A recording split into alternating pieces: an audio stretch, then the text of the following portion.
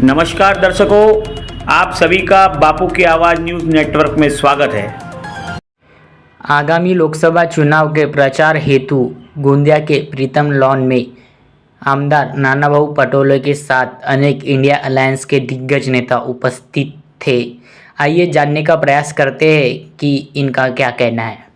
उसी प्रकार यहाँ पर गोंदिया शहर कांग्रेस के शहर अध्यक्ष हमारे साथ उपस्थित है, हम इनसे बातचीत करेंगे। क्या बताएंगे, आज इंडिया अलायंस की बैठक हुई, यहाँ सभी इंडिया अलायंस के दिग्गज नेता उपस्थित थे, क्या बताएंगे? नमस्कार, मैं एडवोकेट योगेश अग्रवाल, गोंदिया शहर कांग्रेस अध्यक्ष। जैसा कि आप सभी जानते हैं कि 2024 के इलेक्शन लग चुके हैं। आज यहाँ पे हमारे गोंदिया भंडारा लोकसभा के चुनाव उम्मीदवार डॉक्टर प्रशांत पटोले, इनके प्रचारार्थ और कार्यकर्ताओं की इंडिया अलायंस की पहली बैठक यहाँ पे आयोजित की गई। हमारे प्रदेश अध्यक्ष माननीय नानाभाऊ पटोले, इनके अध्यक्षता में यहाँ पे इंडिया अलायंस की पहली बैठक ली गई। जैसा कि आप सभी जानते हैं कि इस मोदी की झूठी सरकार, मैं झूठी इसलिए कहना चाहता हूँ कि आप सभी देश की पूरी जनता जानती है 2014 से लेकर इन लोगों ने जो वादे किए, चाहे आप देख लीजिए।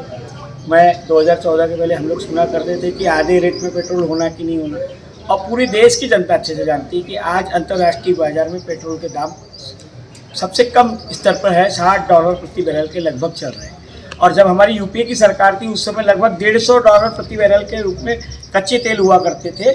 और देश में मनमोहन सिंह जी की सरकार इस देश में 70 से 75 रुपये लीटर पेट्रोल दिया करती थी, और आज $60 प्रति बैरल तेल होने के बावजूद भी, कच्चा तेल होने के बावजूद भी यह मोदी हमको आधे रेट में पेट्रोल देने के लिए तैयार नहीं है। टैक्स पे टैक्स बढ़ाए जा रहे हैं, गैस में टैक्स लगा दिया, सारी चीज़ों में टैक्स लगा दिया। ये लोग जनता के काम करने वाले लोग नहीं हैं, ये लोग सिर्फ और सिर्फ अपनी जेब भरने वाले और ये देश के कॉर्पोरेट लोगों के लिए काम करने वाले लोग हैं।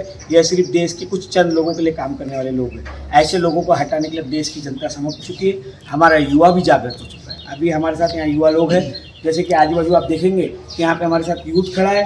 2014 के पहले मोदी जी कहा करते थे 2 करोड़ लोगों को हम रोजगार देंगे, प्रति वर्ष 2 करोड़ लोगों को। और आज की परिस्थिति ऐसी है कि आप अगर आंकड़ा देखेंगे तो इन लगभग 9 से 10 वर्षों में 2 करोड़ लोगों को रोजगार मिलने की तो बात दूर, लगभग कोरोना के बाद 2 करोड़ लोगों की नौकरियाँ चली गई।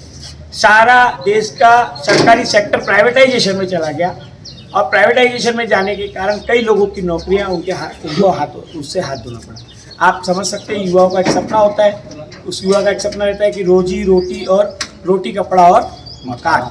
पर अगर रोटी कपड़ा और मकान अगर युवा नहीं कमा पाए तो वह युवा अपना भविष्य बर्बाद हो गया, ऐसा समझता है।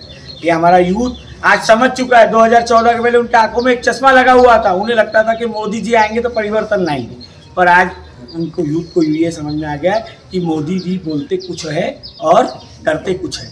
वो युवाओं के नहीं है, वो देश की गरीब जनता के नहीं है, वो सिर्फ और सिर्फ अपने देश के कॉर्पोरेट लोगों के हैं। वो हजारों करोड़ रुपए का कर्ज देश के कुछ कॉर्पोरेट घरानों का माफ कर सकते हैं, पर देश के युवाओं के रोजगार के लिए पैसा खर्चा नहीं कर सकते। हमारे पैसे से सिर्फ प्रचार करना उनको आता है, हर जगह हंसती हुई अपनी फोटो लगाना, पेट्रोल पंप हो चाहे गैस कंपनियां हो चाहे कोई भी चीज़ हो, हमारे टैक्स के पैसे से बांटा जाता है और फोटो लगाई जाती है मोदी जी।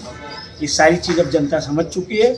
इस इंडिया अलायंस में आज सभी ने संकल्प लिया यहाँ पे कि हमको देश को हटा के इस झूठी सरकार को, इस खोखली सरकार को अब इस 2024 से हटाना है। युवाओं ने परिवर्तन अपने मन में ठान लिया और ऐसा परिवर्तन आज करेंगे। यही मेरा आपके चैनल के माध्यम से आज यहाँ पे कहना है।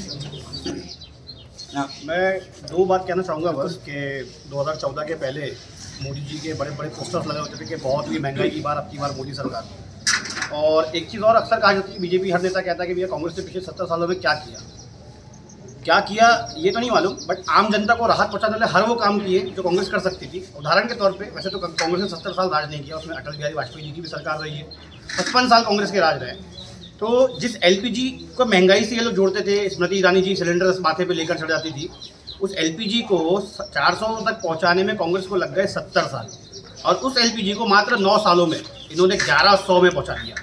ठीक है, तो वो 400 पहुंचने में लगे 70 साल, और 9 साल में हो गया वो 3 गुना बढ़ा।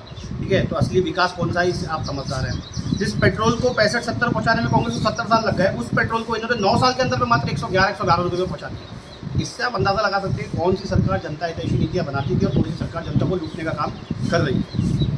होंगे बाबू, आज इंडिया अलायंस की यहाँ प्रचारार्थ सभा हुई, नाना भाऊ भी उपस्थित थे, सभी इंडिया अलायंस के नेता उपस्थित थे, क्या बताऊँगे?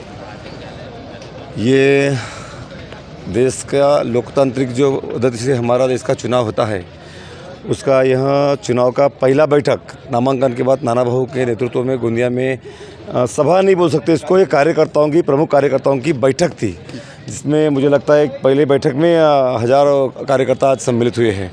और ये कार्यकर्ताओं का उत्साह ये बता रहा है कि ये चुनाव में लोग एनडीए की सरकार, जिसको मोदी की सरकार बोलते हैं, मतलब बीजेपी का तो नाम ही ख़त्म कर दिया उन्होंने भी, मोदी की सरकार के विरोध में एक वातावरण देश में तैयार हुआ है। क्योंकि जितने जुमले, जितने वादे उन्होंने लोगों को किए थे, उन्होंने जुमला बोला है, उसको वादे किए थे, उन वादों पे इन पिछले 9 सालों में वो खरे नहीं उतरे हैं। और एक आध बार एक दो चीज़ें कम भी हो जाए तो भी लोग इस देश के सहन कर लेते, पर ये जो 400 पार का नारा जो देश में लगा रहे हैं, उनका मूल उद्देश्य देश के संविधान में बदलाव करना, जिस संविधान के बलबूते पे इतने सालों से देश सुचारू रूप से चल रहा है, हर जाति धर्म पंथ का आदमी अपने अधिकार के साथ में बराबर आगे बढ़ रहा था, उस संविधान को बदलने की भाषा ये लोग जो कर रहे हैं, इसका विरोध करने के लिए एक तरह से देश में युवा हो, किसान हो, बुजुर्ग हो, व्यापारी हो, हर वर्ग का आदमी इसके लिए आज ये एनडीए सरकार के खिलाफ में, मोदी सरकार के खिलाफ में सड़क पे है। और इंडिया जो आघाड़ी बनी हुई है, ये जो कहते हैं ना उनके पास नेता कौन है, लोकशाही में नेता जो है ना, जो खुद को पहले नेता कहता है, ये लोकशाही में होता ही नहीं। लोकशाही में पहले चुन के जाते हैं और उसके बाद वो नेता चुनते हैं।